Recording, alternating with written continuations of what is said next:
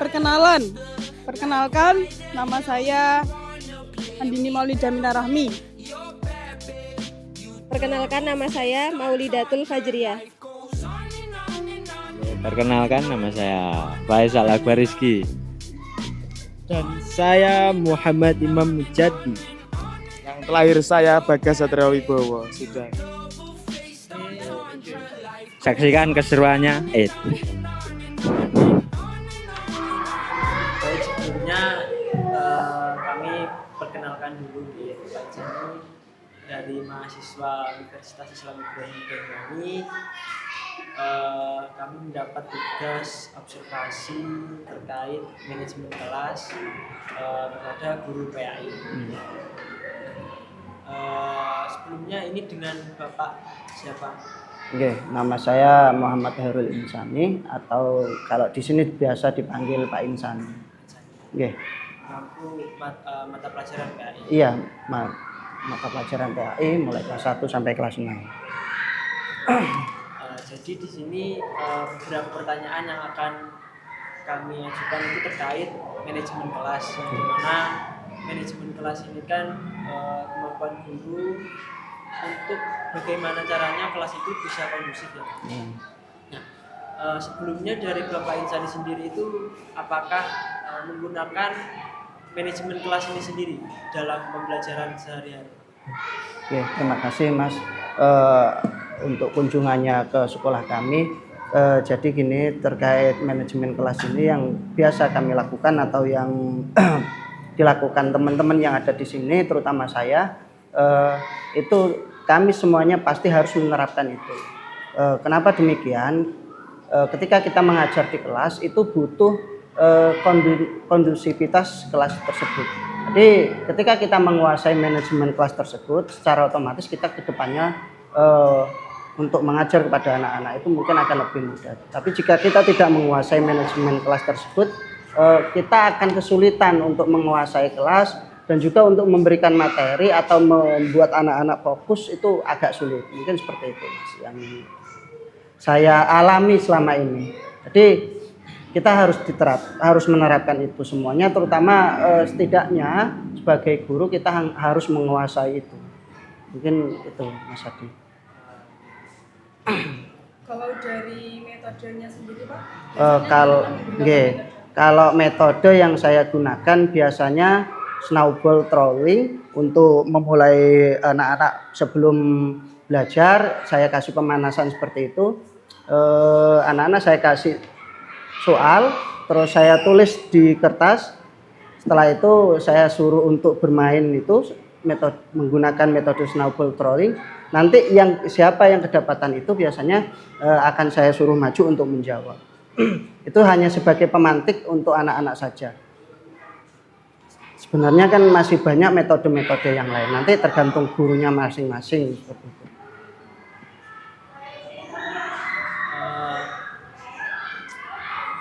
Kan dari banyaknya siswa ini kan berbeda-beda ya Pak, dari karakteristiknya, terus latar belakangnya itu. Betul.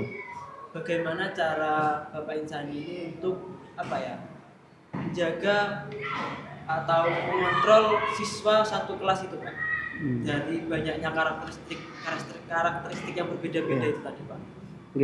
Jadi intinya kalau saya pribadi Mas, itu gimana kita 10 menit di awal itu kita harus bisa menguasai siswa tersebut. Satu kelas ini kita harus bisa menguasai fokusnya. Kalau kita sudah selesai di 10 menit yang awal, nanti di berikutnya pasti adalah beberapa siswa, entah 1, entah 2 itu yang kurang fokus ataupun gimana. Yang penting sebagian besar kelas ini sudah tercover terlebih dahulu. Itu ada di 10 menit yang awal. Kuncinya kalau saya seperti itu. Kalau kita sudah bisa menguasai di 10 menit yang awal, insya Allah ke kelas-kelas yang lain atau anak-anak yang lain akan bisa tercover atau bisa mengikuti teman-temannya yang lain. Mungkin dari saya. Dari itu tadi berarti apakah ada tantangan tersendiri Pak untuk menguasai kelas itu Pak? Karakteristik masing-masing yang berbeda-beda. Iya, pasti itu Mas. Karena tiap-tiap kelas itu berbeda. Nanti antara kelas 1 dengan kelas 2 itu tantangannya juga berbeda. Bahkan antara kelas yang tinggi pun dengan kelas yang rendah itu berbeda. Ada yang kelas tinggi itu lebih nakal dari yang kelas rendah, ada yang kelas rendah itu lebih nakal dari yang kelas tinggi. Itu nanti ada tantangan tersendiri buat guru. Tinggal gimana ke depannya guru itu bisa mengembangkan entah itu metode yang mau digunakan dengan metode apa, entah itu nanti guru itu bisa menggunakan perangkat atau alat pembelajaran seperti apa, biar nanti siswanya itu bisa fokus terhadap pembelajaran yang akan diberikan. Mungkin seperti itu.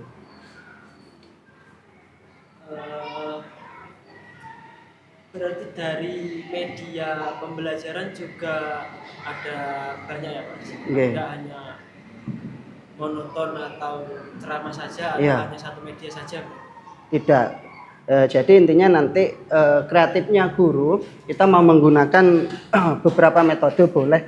Intinya kalau saya pribadi selama yang saya alami metode ceramah itu tetap saya gunakan. Karena apa? Biarpun ada beberapa perangkat pembelajaran atau alat pembelajaran yang sudah canggih, misalnya dengan Smart TV ataupun yang lain, ketika kita menjelaskan suatu materi tapi kita tidak ada pendalaman yang lebih kepada siswa, terutama siswa yang kelas bawah, itu ketika selesai pembelajaran keluar kelas ya sudah tidak sama. Karena pola pikir anak yang zaman sekarang, terutama generasi-generasi yang sekarang dengan generasi saya, generasi sampean mungkin tidak sama. Kalau saya sampean dulu digencar oleh gurunya hafalan, tidak hafal ceples, tidak. Kalau sekarang kan enggak, makanya lebih banyak anak itu ketika keluar kelas ya sudah materi yang diberikan guru tadi lupa. Makanya ada beberapa materi yang harus dibuat menarik biar siswa itu tidak mudah lupa tadi. Terkait model pembelajarannya seperti apa, terus mau metodenya seperti apa, ataupun alatnya seperti apa, itu tergantung kreativitas guru masing-masing. Mungkin apakah ada ini Pak, sebuah materi atau beberapa materi yang sulit dipahami oleh siswa? Kalau materi yang sulit dipahami oleh siswa adalah beberapa. Mungkin kalau untuk yang di kelas sebenarnya tidak sulit, cuman ketika dijelaskan itu banyak siswa itu yang belum siap kalau menurut saya. Berarti ketika kita menjelaskan toharoh, nanti yang di kelas tinggi itu ada mandi besar atau mandi wajib. Ketika kita menjelaskan itu, banyak siswa kita yang belum siap dengan alasan bahwasanya, Pak, kok jelaskan sampai seperti itu, kan itu tidak menjijikkan dan lain sebagainya. Dalam artian siswa kita belum siap untuk menerima materi tersebut, tapi sudah harus disampaikan. Mereka sudah memasuki usia yang akil balik. Makanya kalau materi itu tidak disampaikan secara terperinci, takutnya saya sebagai guru agama nanti kedepannya akan banyak menanggung dosa karena materi tersebut belum tersampaikan dengan baik. Monggo ada lagi yang lain? Kan biasanya kalau anak kecil-kecil kan rame ya, Iya. lari-lari. Iya. Bagaimana Pak menciptakan iklim kelas supaya bisa kondusif, tenang? Iya. Jadi kalau terkait itu tadi, kalau saya ya Mas, kalau di kelas di kelas rendah mungkin itu entah 5 menit sekali, entah itu 15 menit sekali, ketika siswa kita jenuh ya kita ajak nyanyi. Kalau memang itu materinya berkaitan dengan nyanyi, ada materi yang berkaitan untuk menyanyi. Kalau memang tidak ada, ya kita sebagai guru yang harus kreatif ketika 15 menit sekali, entah kita kasih ice breaking biar siswa kita tidak jenuh, intinya seperti itu. Kalau jenuh, terutama yang kelas bawah itu pasti sudah Mas. Apalagi yang baru perpindahan dari sekolah TK masuk ke pindah ke kelas 1, itu pasti sudah. Untuk mengatur fokusnya pasti sulit sekali. Kadang ada yang sudah 5 menit minta keluar, mau istirahat. Sudah 15 menit maunya lari-lari, seperti itu. Ya wajar, namanya anak-anak kan perubahan masuk ke sekolah dasar pasti seperti itu. Pak, tadi kan yang sudah ditanyakan sama Mas Adi. Yeah. Di sini juga menggunakan media seperti monitor dan lain sebagainya. Untuk fasilitas dari sekolah sendiri apakah Kalau di sekolah kami alhamdulillah semuanya sudah mencukupi. Kami sudah ada smart TV, sudah ada proyektor di beberapa kelas, terus juga sudah ada laptop yang kecil itu yang bantuan dari dinas itu sudah punya kami. Alhamdulillah insya Allah lengkaplah di sekolah kami. Untuk dari respon siswanya sendiri Pak, ketika menggunakan media? Iya. Mereka lebih antusias ketika menggunakan alat peraga seperti itu. Hanya saja kekurangannya ketika tidak ada penjelasan yang lebih mendalam dari guru ataupun tidak ada controlling dari guru, nanti siswa ini akan menggunakan secara semaunya sendiri, Mbak. Maksudnya seperti ini. Ketika ditunggui gurunya, mereka pasti akan mengerjakan yang diharapkan guru. Tapi ketika tidak ditunggui sama gurunya, ada yang main FF, ada yang ditinggal YouTube seperti itu. Ya wajarlah generasi sekarang pasti seperti itu. Berarti dalam pembelajaran itu siswa boleh menggunakan HP? Tidak pakai HP kalau di sekolah kami, pakai laptop yang kecil itu. Oh itu untuk siswa? Iya, karena memang bantuan itu dari dinas untuk sekolah digunakan untuk pembelajaran untuk siswa. Berarti setiap siswa mendapatkan satu laptop? Enggak, ada sekitar di sini sebanyak berapa? 18 kalau enggak salah. Totalnya ada 18. Jadi kalau siswanya yang lebih dari 18 ya satu bangku 2 orang. Terkait penataan ruang kelas ini, apakah Pak Insan ini pernah menggunakan formasi tempat duduk yang Berbeda-beda. Beda-beda? Oke. Kalau saya yang di kelas bawah yang saya terapkan itu setiap waktunya agama itu pindah. Jadi agama misal yang saya contohkan di kelas 1 agamanya kan hari Jumat. Hari Jumat ini duduk sesuai absen. Nanti hari Jumat yang akan datang harus pindah dari tempat, geser satu langkah dari tempat duduknya. Jadi saya kepingin semuanya mengalami fokus yang merasakan duduk di depan lah. Jadi tidak hanya beberapa anak saja yang fokus ketika pembelajaran. Saya kepingin semuanya merasakan duduk di depan dan merasakan gimana rasanya duduk dekat dengan guru. Yang kalau yang di kelas tinggi biasanya kalau di kelas tinggi tidak saya buat seperti ini, duduknya saya kelompokkan, saya gandeng-gandeng dengan beberapa meja. Nanti ada beberapa siswa yang satu kelompok itu ada kalau tidak salah 4 siswa. Nanti bergantian kelompok ini berpindah waktunya ketika waktunya agama yang minggu depan seperti itu. Kalau yang di kelas tinggi. Itu juga ini Pak mempengaruhi keaktifan siswa juga. Iya. Jadi kalau yang di kelas bawah itu mungkin kalau yang saya coba ya Mbak, sebenarnya dulu saya juga menerapkan awal-awal seperti ini, tidak saya pindah-pindah dan lain sebagainya. Ya yang aktif hanya yang dekat dengan gurunya atau yang biasa memang pintar ya aktif. Kalau yang memang dasarnya kurang antusias ya sudah, ada yang ditinggal tidur, ada yang ditinggal mainan. Tapi ketika saya coba untuk saya rolling tempat duduknya, ya alhamdulillah anak-anak itu antusias. Yang memang biasanya kurang aktif, alhamdulillah cukup aktif. Terus untuk yang di kelas tinggi juga seperti itu. Berarti dalam ketika siswa kurang aktif itu caranya jenengan seperti itu? Iya, salah satu cara saya. Nggih. Ya, salah satu caranya saya seperti itu. Kalau ngomongkan maunya anak-anak ya ndak usah pindah. Kalau disuruh pindah-pindah setiap hari waktunya pembelajaran agama, ngomongnya Pak capek Pak pindah-pindah terus nanti waktunya pembelajaran yang lain pindah lagi. Ya itu kan salah satu cara saya gimana siswa saya mau untuk belajar dan aktif tadi.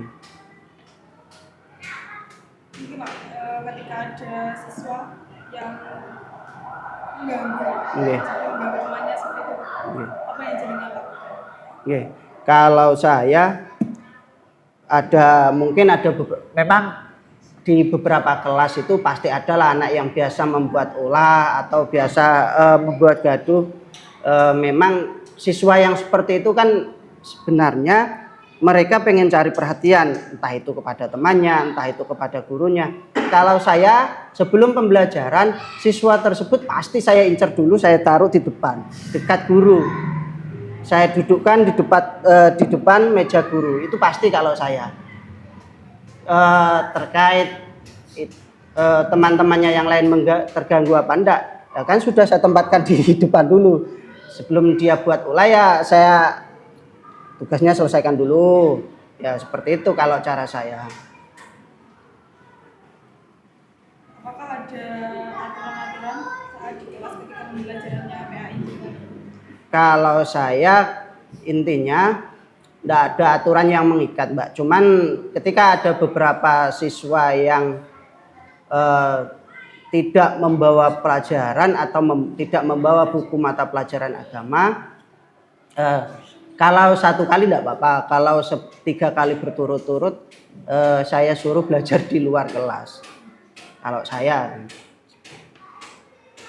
Tapi dengan dia yang disuruh keluar itu gimana Pak? Maksudnya jenengan apakah berpikiran kok malah kamu tuh malah? Iya, sebenarnya seperti itu. Ditaruh di luar pun anak-anak itu bukan malah belajar, malah kebenaran. Alhamdulillah ditaruh di luar ini. Ya, saya tidak fokus belajar sudah. Sebenarnya serba repot, Mbak. Ditaruh di dalam kelas itu, temannya yang lain ngiri, Pak, ini sudah 3 kali tidak bawa pelajaran. Ditaruh di luar kelas itu juga malah tidak ikut pelajaran, kan kebenaran. Sebenarnya serba repot kalau yang seperti itu. Makanya kalau saya tidak ada aturan yang terlalu mengikat, tidak ada. Yang penting ikut pelajaran agama, terus siswa aktif dalam pembelajaran agama, ya sudah. Kalau saya sendiri jarang untuk menghukum siswa ketika tidak ngerjakan tugas, jarang saya hukum. Paling saya hukumnya saya suruh nulis bismillah sebanyak 10 kali ataupun seperti itu. Karena apa? Dihukum saya sudah beberapa kali mencoba hukuman suruh bersihkan WC sudah, suruh nyabuti rumput sudah, suruh hormat bendera sudah. Tidak ada itu, maksudnya yang efek jerahnya bagi siswa tidak ada, malah mereka enak nggak melok pelajaran. Makanya daripada ditaruh di luar tidak ikut pembelajaran, ini kan ya saya juga rugi, siswanya juga rugi. Mending tak suruh masuk kelas saja, saya suruh nulis bismillah, entah pokoknya surat-surat pendek sebanyak 10 kali, entah 20 kali, yang penting dia tetap ikut pembelajaran.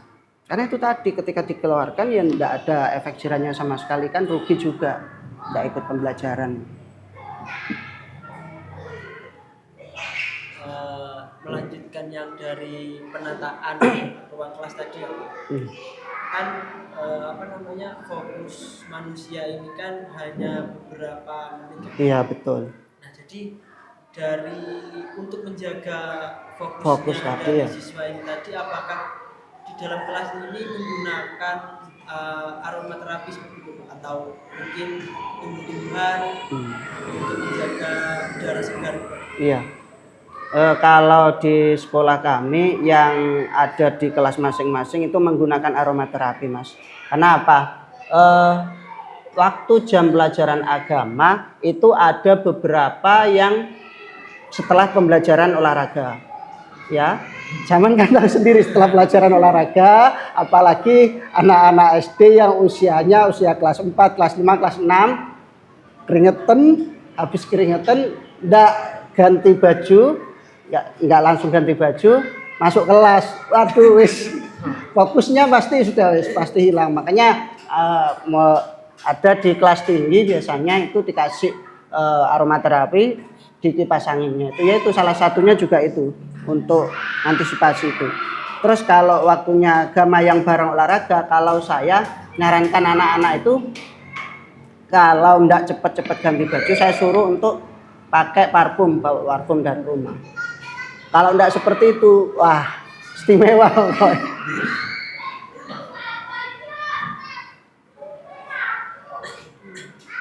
yang selanjutnya Iya. Kan di sini jenengan sebagai guru PAI gitu. Iya. Kan tentunya untuk guru PAI sendiri kan tidak hanya menanamkan memberikan teori, Iya. tapi juga memberikan Iya. prakteknya itu seperti Iya. apa. Nah, itu solusi jenengan caranya jenengan Iya. agar anak-anak itu bisa tidak hanya di teori tapi juga di praktek. Iya. Kalau saya dengan melakukan beberapa pembiasaan-pembiasaan, terutama untuk sholat berjamaah, pembiasaan yang dilakukan di sekolah kami, pembiasaan dengan sholat berjamaah, terus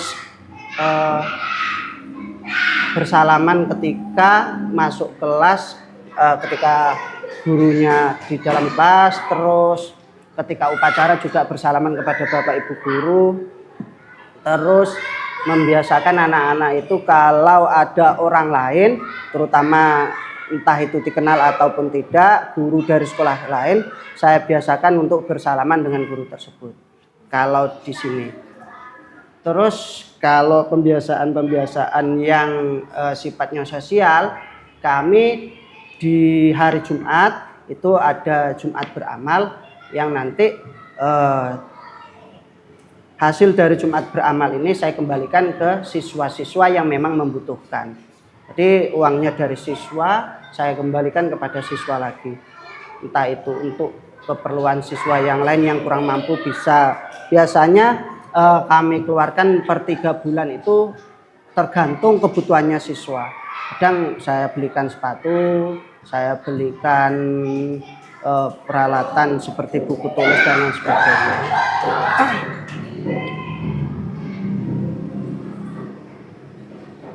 Untuk evaluasi pembelajaran Pak, Oke. bagaimana jenengan mengukur bahwasanya siswa tersebut sudah paham atau belum? Iya, Sejauh betul. mana mereka memahami materi jenengan? Iya. Kalau kita bicara evaluasi ya Mbak, kalau saya pribadi sebenarnya saya tidak percaya dengan hasil ujian anak-anak. Karena apa? Hasil ujian anak-anak semuanya pasti tipuan. Karena ketika yang jaga guru lain, pasti sudah itu contoh-contoh dengan temannya yang lain. Kalau saya itu yang evaluasi yang sering, yang itu saya percaya 100% hasilnya anak-anak. Anak-anak saya suruh buat soal. Setelah itu materi yang sudah terkait materi yang sudah saya bahas, saya suruh buat soal.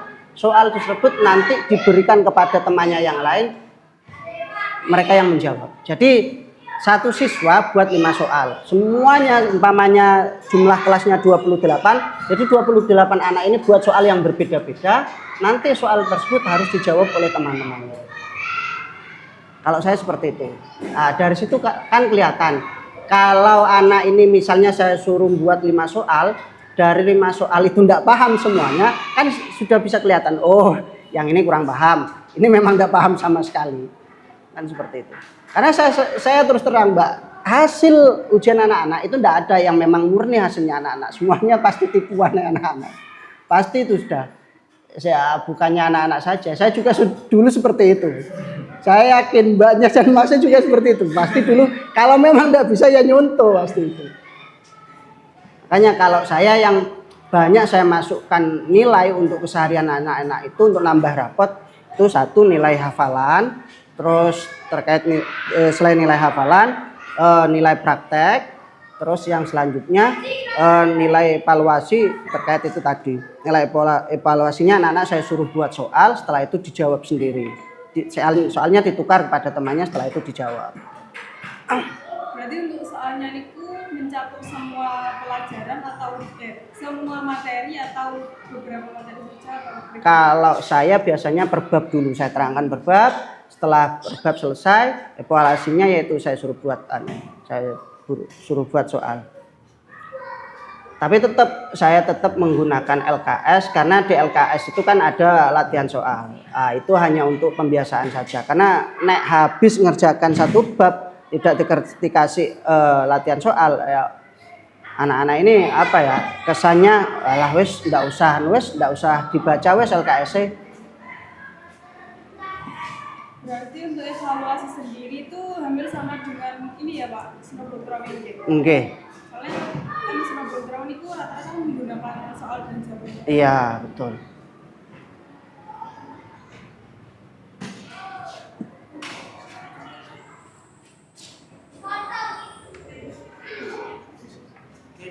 terakhir Pak, ini dari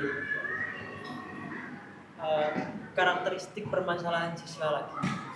Kan ada beberapa permasalahan karakteristik ya, seperti kayak permasalahan perilaku, terus permasalahan akademik terkait kognitif, terus sosio-emosionalnya. Nah, dari beberapa permasalahan itu menurut Bapak yang paling sulit untuk ditangani itu yang bagian apanya permasalahan?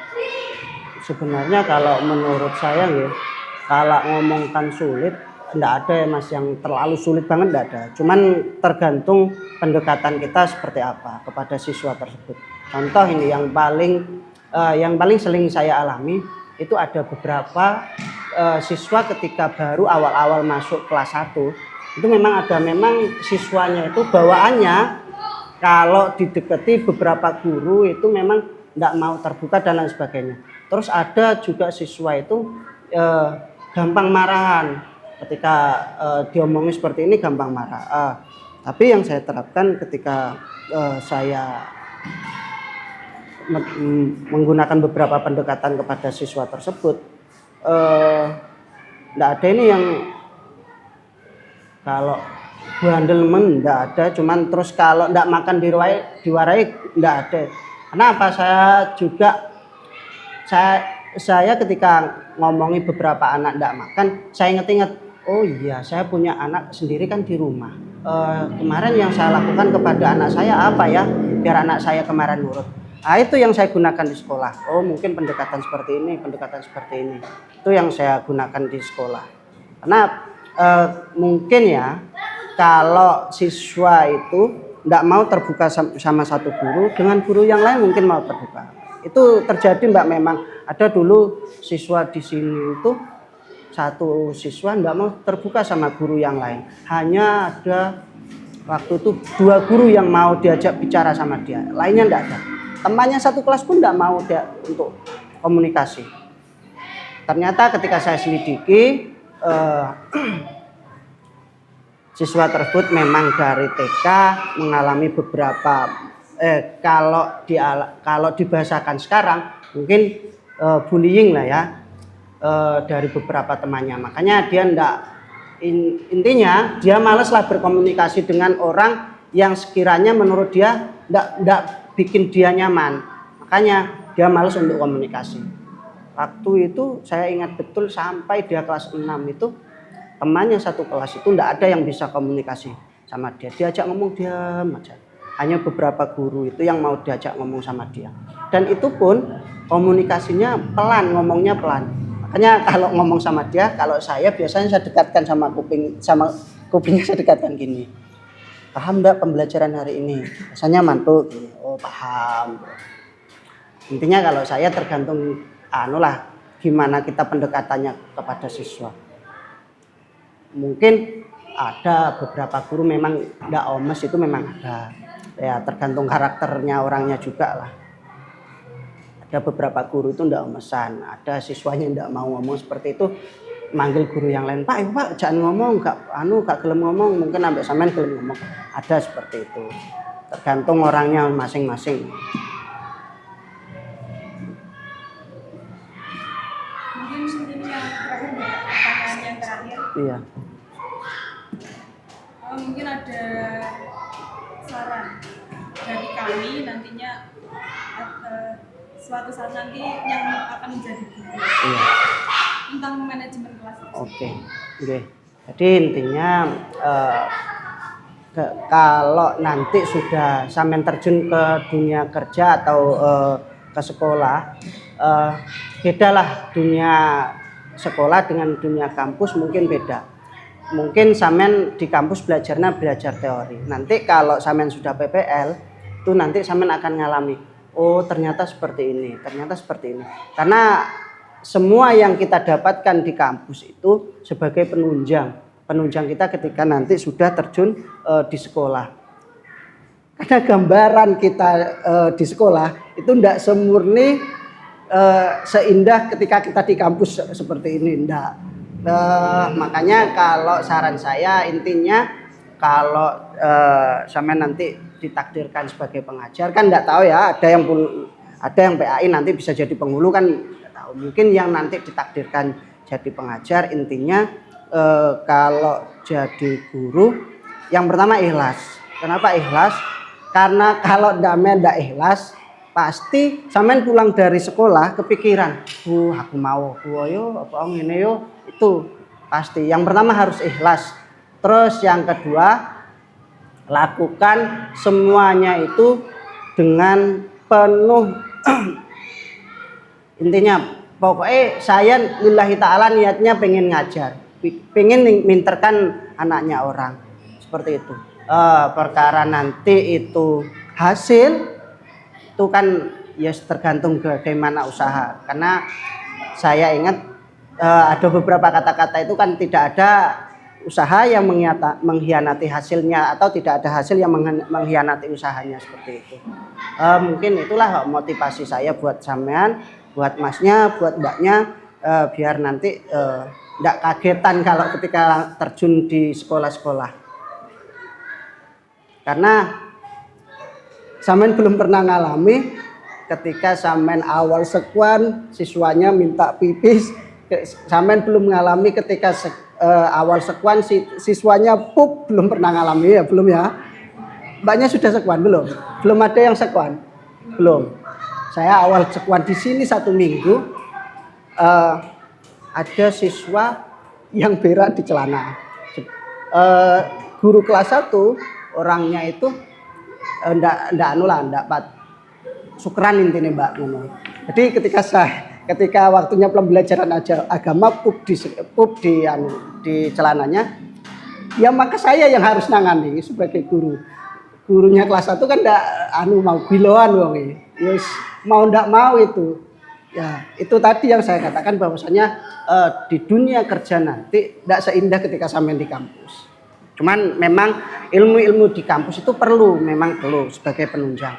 Karena apa? Ketika sampean jadi guru tapi tidak menguasai manajemen kelas, terus gimana caranya sampean ini membuat metode pembelajaran yang baik seperti apa, ya sudah, maka sampean akan di kelas itu yang penting datang, ngajar, ceramah sampai cangkeme ngoro, balik, sudah. Mbuh materi itu mengena ataupun enggak sama muridnya, materi itu bisa tersampaikan dengan baik apa enggak, bukan urusan.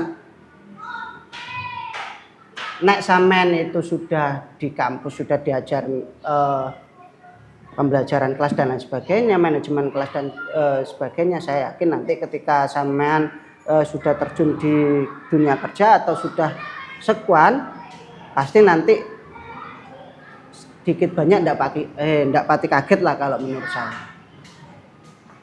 Sudah?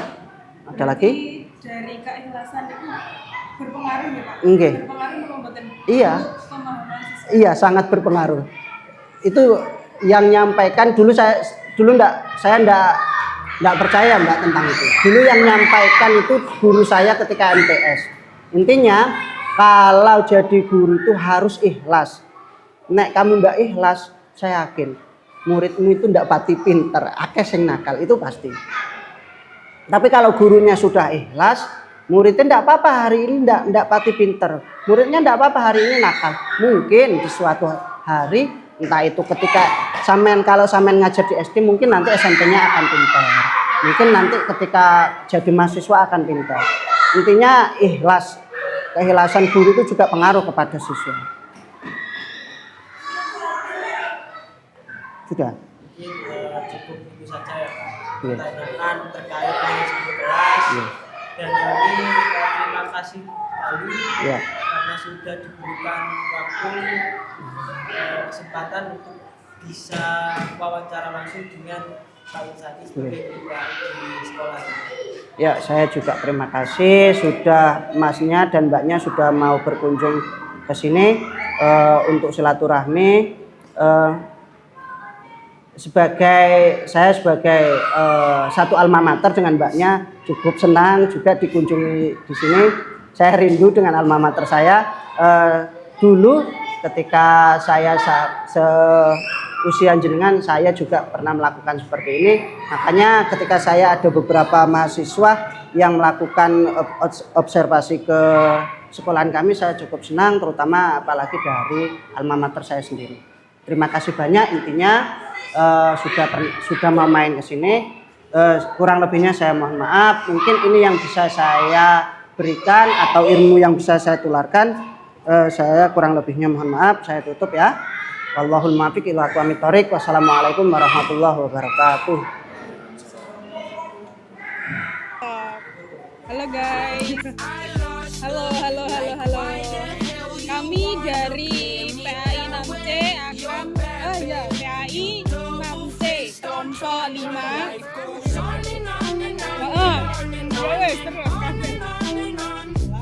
Manajemen kelas